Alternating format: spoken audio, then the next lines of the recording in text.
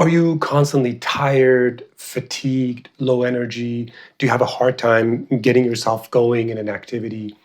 Now, fatigue is unfortunately one of the more common things that a lot of my health coaching clients come to me with, and it's probably on their mind, even if they're not talking about it, especially because once we make a few changes in their life, oftentimes the first thing they mention is like, you know what? My energy level just went up so much. I had no idea that XYZ was contributing to my fatigue. So, I'm Dr. Ashori, family medicine physician turned health coach, and on this channel I like to talk about things that really will move the needle on improving your overall health and preventing chronic disease. And today we're going to dive deep into energy and fatigue and all of these things that people often talk about. It is true that there are medical conditions that unfortunately set you up for fatigue, such as diabetes, such as chronic kidney disease, and even more advanced liver disease. You're going to experience a lot of fatigue because your body has a difficult time managing your metabolic state. It's unable to clear certain toxins, and there's many other reasons for that. In general, dietary factors tend to be an important one. Our activity level, our baseline activity level tends to be a big one, and our sleep patterns can also affect it. So somebody might say, okay, I'll just sleep more and I'll have more energy. It's not quite like that.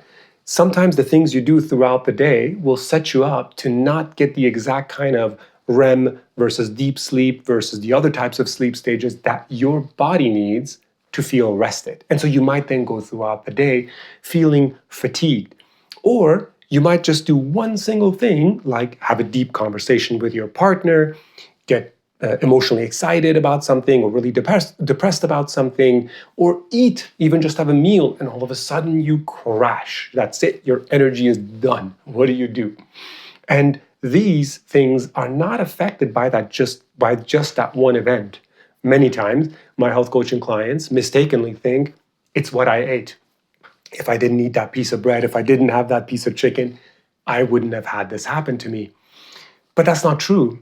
Usually, the things that are leading up to it, to causing you so much fatigue, so much tiredness, so much low energy, so much brain fogginess, are several things that you did a few steps ahead of that meal that you had.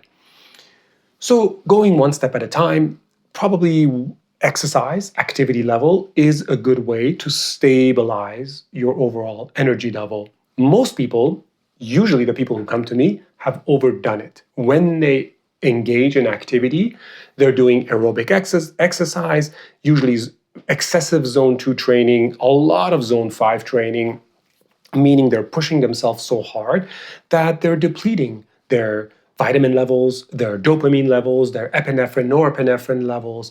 It's messing up their sleep, which then, of course, as we just talked about, carries over into the next day and leaves them super, super depleted.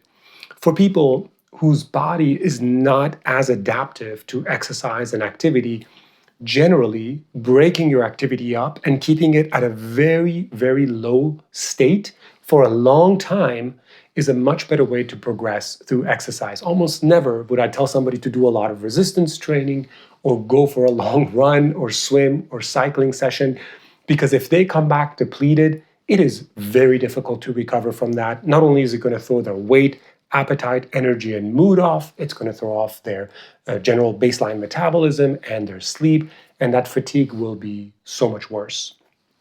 So, what kind of activity is good? Daily, consistent activity, peaceful, calm, relaxing, going for a walk, listening to music, going for a walk with a friend, having a good conversation, daily chores around the house that don't leave you depleted so that you can always get a sense of like, am I doing too much? I'll give you an example for me as a rock climber. As soon as my arms get a little bit pumped, I know I got to stop. Otherwise, it's going to ruin the rest of my session. And then I got to kind of warm up into it a little bit more to get a little bit better circulation. And then I'm good. I can last 2 hours, 3 hours rock climbing. Same thing. If you're doing a bunch of chores at home and all of a sudden you see, man, I need to sit down. I'm dead. You probably did too much. And you got to back off a little bit, rest a little bit, do just a little bit more. And then bit by bit, you can actually increase stepwise your activity level, exercise capacity, and that in turn is going to give you a lot more energy. When it comes to diet, when it comes to what you put in your mouth, the worst offenders, in my opinion, are going to be the very sugary foods, the energy drinks, very high salt content foods. It's not so much the salt I'm worried about, it's more that the salt will get rid of a lot of your other electrolytes like magnesium chloride, potassium, etc. And that can leave the body a little bit more shriveled, let's just say. Sugar can really fluctuate and play a whole wavy game with your insulin levels, your ghrelin levels, your growth hormone levels. And so having kind of a stable glucose level tends to be a little bit better. Now, by no means am I saying you should wear a CGM or check your blood glucose. There's a whole other video I have on this topic. In general, checking your glucose can create a lot more anxiety. When it's necessary, we absolutely do it. But if you don't have any glucose metabolism problems, there's no need to do that. It's probably better to just be a little bit more cognizant of what you're eating, when you're eating it, so that you can have a little bit more of a stable blood sugar. And even then, it might still take a few weeks and months for your body to stabilize. It doesn't mean you can't have sweets. It doesn't mean you can't have something a little bit richer, but it's got to be a little bit more planned out. Though, if I'm craving a date or a fig, no one's standing between me and that date or fig or chocolate. Okay, so we got activity level, exercise, and we got nutrition, right? We covered those things. The energy drinks is part of nutrition, and I think a lot of people are much more aware of that. But when you have a big soda that has a lot of sugar and has a lot of caffeine, or if you're drinking coffee throughout the day for several months in a row, that's going to just leave you depleted. So maybe that's kind of more of a supplement section, not really a dietary section, but it's worth mentioning. And finally, the third one is stress, but a little bit more about sort of that mindfulness. If you're going throughout the day getting ping-ponged all around, pinballed all around, and you're going from here to there, well, it's going to be hard for you to maintain a little bit of stability, calm, relaxation, because you're getting pulled into 20 different directions all at once. And instead, if you can maintain some semblance of control inside of you, even if somebody gets really riled up, you can sort of say, zone meditation, you can stay calm, and you can let that person maybe vent their frustration. That is wonderful, because if you can keep your mood from not elevating too much and not getting so low throughout the day, then you're actually left over the next few days with a little bit more of these neurotransmitters like serotonin, dopamine, and all these other hormones and chemicals that we need to feel a little bit more euthymic, good energy, good mood, but also having a good amount of energy in reserve so you don't feel so fatigued by just having a single meal.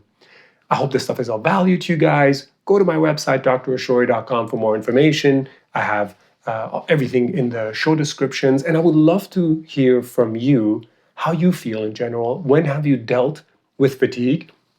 And if you've overcome it, share with us in the comments. We can all learn from each other. If you need help with your particular energy problem, book a session with me. I would love to help you. Take care.